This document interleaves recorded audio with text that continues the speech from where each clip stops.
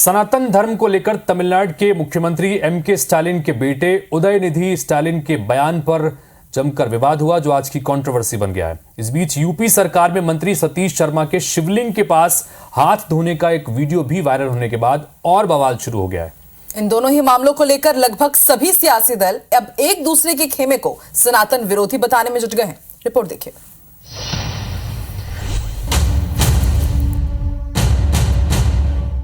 उत्तर प्रदेश के इस वीडियो और तमिलनाडु में दिए गए इस भाषण पर उत्तर से लेकर दक्षिण भारत तक जुबानी जंग छिड़ गई है। इसे सनातन धर्म का अपमान बताकर विरोधी पक्ष को कटघरे में खींचने की कोशिश है। दूसरा पक्ष भी अपनी दलीलों से विवाद को खारिज करने की पुरजोर कोशिश में है।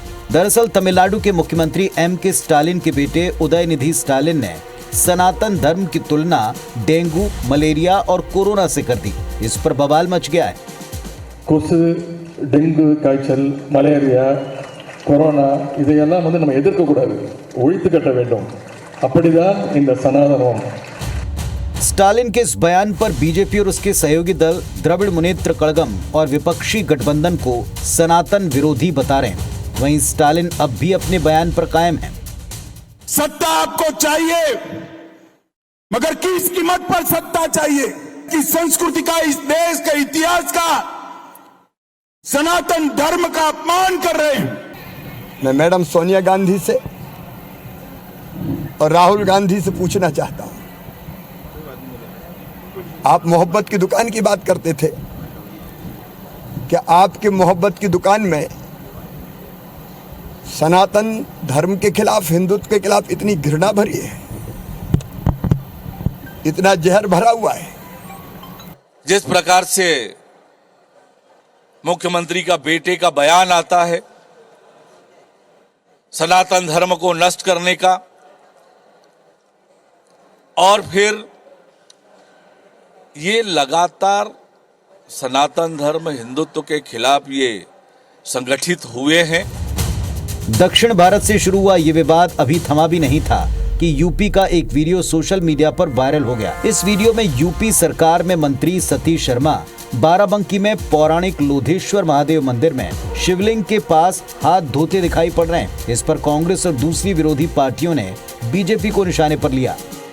वहां के मंदिर के पुजारी का, धर्माचार्यों का बयान आया है कि पवित्र सामग्री उनके हाथ से भगवान शंकर को चढ़ाई गई थी और उसको बाहर नहीं धोया जा सकता, तो उन्हें शिवलिंग के इसके बाहर किनारे उसको धोया है। मगर जैसे ही मुखौटा लगाओ तो इन पाखंडियों का असली चेहरा इसी तरह से दिखाई देता है कि धर्म के प्रति इनकी किस तरह की आस्था है। ये हिंदुत्व की और हिंदू धर्म की बात करते हैं, आचरण उसके ठीक विपरीत करते हैं। हालांकि मंत्री सतीश शर्मा ने इस पर सफाई देते हुए कहा कि भगवान शिव उनके आराध्य हैं। वे सपने में भी सनातनी आस्था का अनादर नहीं कर सकते। उन्होंने इसके लिए माफी भी मांगी है। बहरहाल सतीश शर्मा ने खेद जताकर विवाद का पटाक्षेप करने की कोशिश की, लेकिन उत्तर प्रदेश और तमिलनाडु दोनों मामलों को सियासी दल अपने अपने तरीके से भुनाने में अब भी कोई कोर कसर नहीं छोड़ रहे हैं। Election desk, IBC 24। तो आकांक्षा, चुनाव का समय है और ऐसे में नेताओं की हर गतिविधियों पर, उनके हर बयान पर तमाम लोगों की निगाह रहती है।